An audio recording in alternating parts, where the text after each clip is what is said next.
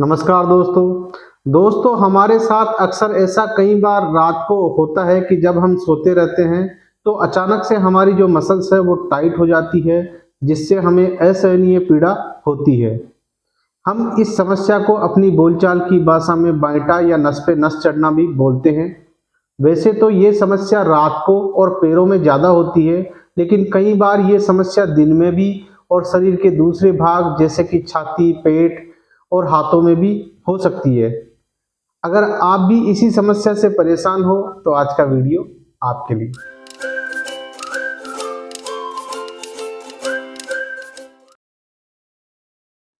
मैं doctor CL Jain स्वागत करता हूं आपका हमारे चैनल डॉक्टर सैन फिजियो में। और आज इस वीडियो में हम डिस्कस करेंगे मसल्स क्रैम्प यानी कि बाइटे के बारे में। बाइटा या मसल्स क्रैम्प हमें क्यों परेशान करता है और हम इसमें क्या इलाज अपना सकते हैं जिससे हमें इस समस्या में फ़ायदा मिले। इसलिए मेरी आपको सलाह है कि वीडियो को बिल्कुल भी स्किप ना करें और एंड तक ज़रूर देखें, क्योंकि लास्ट में मैं बताऊंगा इंस्टेंट रिलीफ के लिए, यानी कि हमारी समस्या को तुरंत ठीक करने के लिए कुछ बेस्ट एक्सरसाइजेस जिनको करने से आपको इंस्टेंटली बाइटे या क्रैम्प में फ़ायदा मिलेगा। और अगर आप हमारे चैनल पर पहली बार विजिट कर रहे हैं तो हमारे चैनल को सब्सक्राइब कर लें और बेल आइकन को दबा के ऑल नोटिफिकेशन बेल पे क्लिक कर लें, क्योंकि ऐसे ही नॉलेजेबल कंटेंट्स हम आपके लिए लेकर आते रहते हैं। वैसे तो मसल्स क्रैम्प या बाइटे की जो समस्या है उससे हमें किसी भी तरह का कोई नुकसान नहीं होता है। ये बहुत शॉर्ट टाइम के लिए यानी बहुत थोड़े से समय के लिए हमें होती है।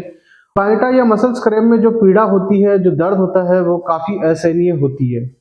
बाइटा या मसल्स क्रैम्प आने का जो मुख्य कारण होता है वो है अल्टर्ड न्यूरोमस्कुलर कोऑर्डिनेशन, यानी हमारा जो न्यूरोमस्कुलर कोऑर्डिनेशन है वो डिस्टर्ब हो जाता है, जिसकी वजह से हमारी जो मांसपेशियां हैं वो कम्प्लीटली रिलैक्स नहीं हो पाती है और कुछ न्यूरॉन्स की एक्टिविटीज़ हमारी मसल्स में चलती रहती है, जिसकी वजह से अचानक से हमारी जो मसल्स है वो कॉन्ट्रैक्ट होती है, जिससे हमें काफ़ी तेज दर्द महसूस होता है। अब इस न्यूरोमस्कुलर कोऑर्डिनेशन के डिस्टर्ब होने के कई कारण होते हैं। उनमें से जो सबसे फर्स्ट कारण है वो है डिहाइड्रेशन।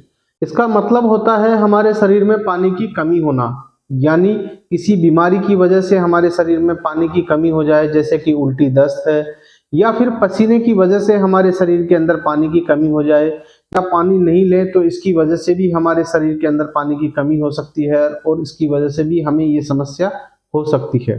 इसके बाद इसमें सेकंड जो कारण है वो है लो लेवल ऑफ इलेक्ट्रोलाइट, यानी अगर हमारे शरीर के अंदर इलेक्ट्रोलाइट्स की कमी हो जाए, जैसे कि कैल्शियम, मैग्नीशियम, पोटाशियम की कमी अगर हमारे शरीर में हो जाए तो इसकी वजह से भी हमें ये समस्या हो सकती है। इसके बाद इसमें तीसरा जो कारण है वो है स्ट्रेनिंग और ओवर यूज ऑफ मसल्स।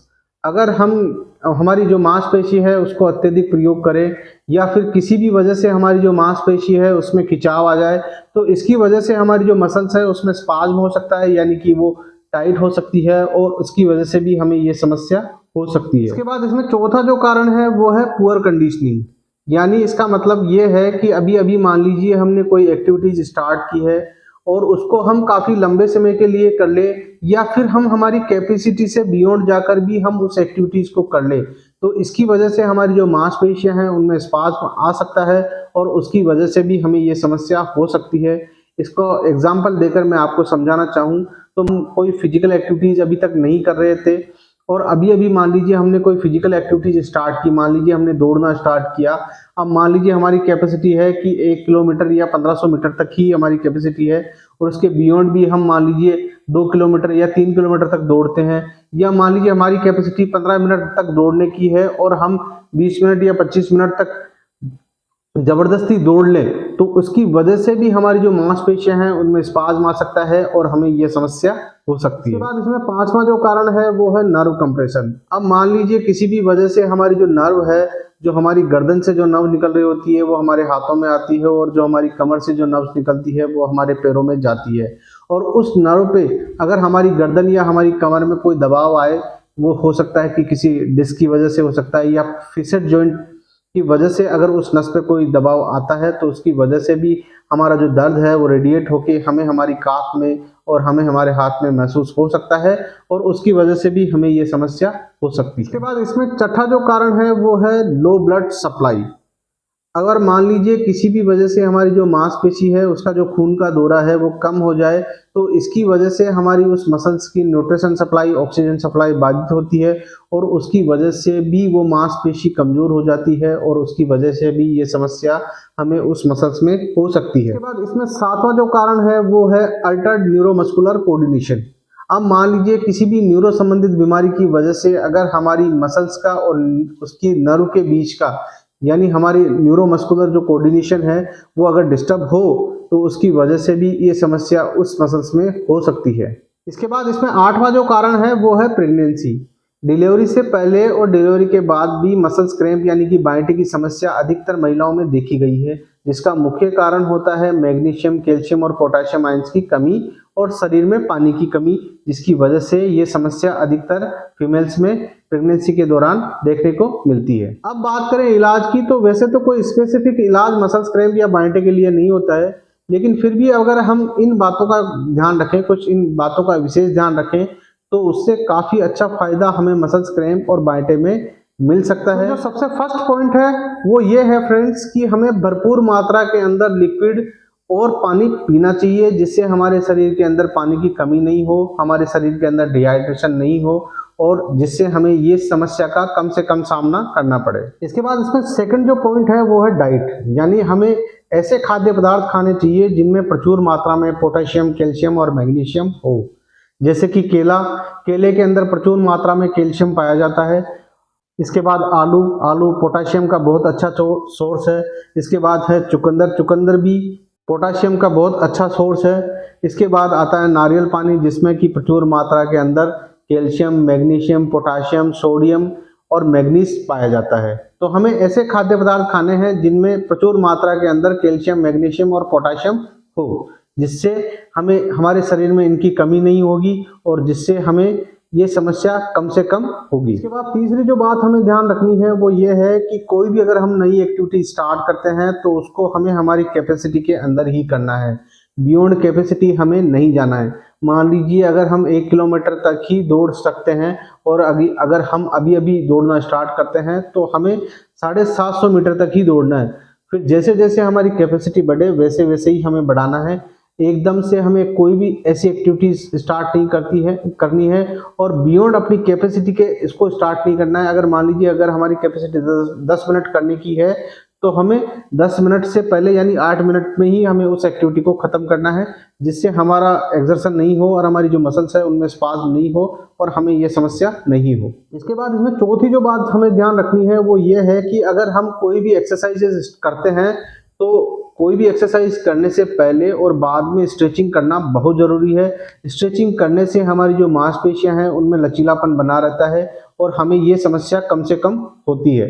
इसके बाद इसमें पांचवा जो पॉइंट है वो ये है कि अगर हमारे को गर्दन या कमर की कोई समस्या है और उसकी वजह से हमारी गर्दन या कमर से निकलने वाली कोई नस पे दबाव आ रहा है तो उसकी वजह से भी हमें हाथ और पैर में दर्द, झंझनाहट व सुन्नपन की समस्या होती है, तो उसका आप अलग से इलाज करवाएं। उसके ऊपर ऑलरेडी हमने पहले से कई सारे वीडियोस बना रखे हैं जिसकी लिंक्स नीचे आपको डिस्क्रिप्शन बॉक्स में मिल जाएंगी। इसके बाद इसमें छठा जो टिप है वो ये है कि हल्की फुल्की एक्सरसाइजेस और एक्टिविटीज हमें रोज करनी चाहिए, क्योंकि ऐसा देखा गया है कि जो लोग फिजिकली इनएक्टिव होते हैं उनमें मसल्स क्रैम्प की यानी कि बाइंटे की समस्या ज्यादा होती है। फिजिकल एक्टिविटी करने से हमारी जो मसल्स है उनमें खून का दौरा प्रचुर मात्रा में होता है, जिससे हमारी मसल्स की न्यूट्रिशन सप्लाई, ऑक्सीजन सप्लाई बढ़ती है और उससे भी हमें इस समस्या में काफी फायदा मिलता है। ये तो थे कुछ टिप्स जिनको अगर हम फॉलो करते हैं तो हमें क्रैम्प्स की समस्या में यानी हमें बाइंटे की जो समस्या है उसमें काफी फायदा मिलता है।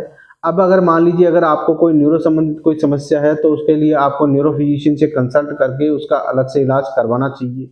अब अगर हमको मसल्स क्रैम्प और बाइंटा अगर रात को परेशान करता है तो हमें उस कंडीशन में क्या करना चाहिए, तो उस कंडीशन को ठीक करने के लिए मैं आपको ऐसे ही कुछ बेस्ट एक्सरसाइजेस सजेस्ट करना चाह रहा हूँ जिनको आप करेंगे तो उससे आपको इंस्टेंटली यानी तुरंत फायदा आपको इस समस्या में मिलेगा।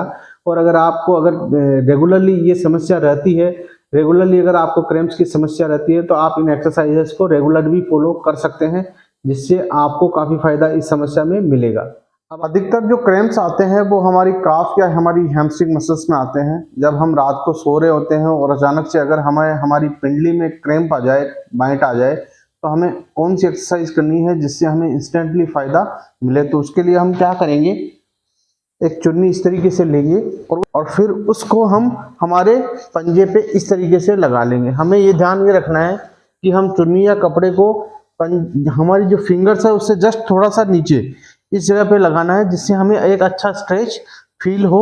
और फिर हम क्या करेंगे, हम हमारे घुटने को सीधा रखते हुए हम हमारे पंजे को अपनी तरफ खींचेंगे, होल्ड करेंगे, 10 काउंट करेंगे, 1 2 3 4 5 6 7 8 9 10, देन रिलैक्स।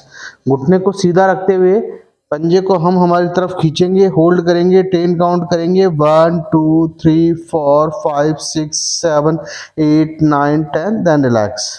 जब आप इस तरीके से स्ट्रेच करेंगे तो आपकी जो काफ मसल्स है उसमें एक अच्छा खासा स्ट्रेच आपको फील होगा। आप चाहें तो इस होल्ड को 15 to 20 काउंट तक भी बढ़ा सकते हैं।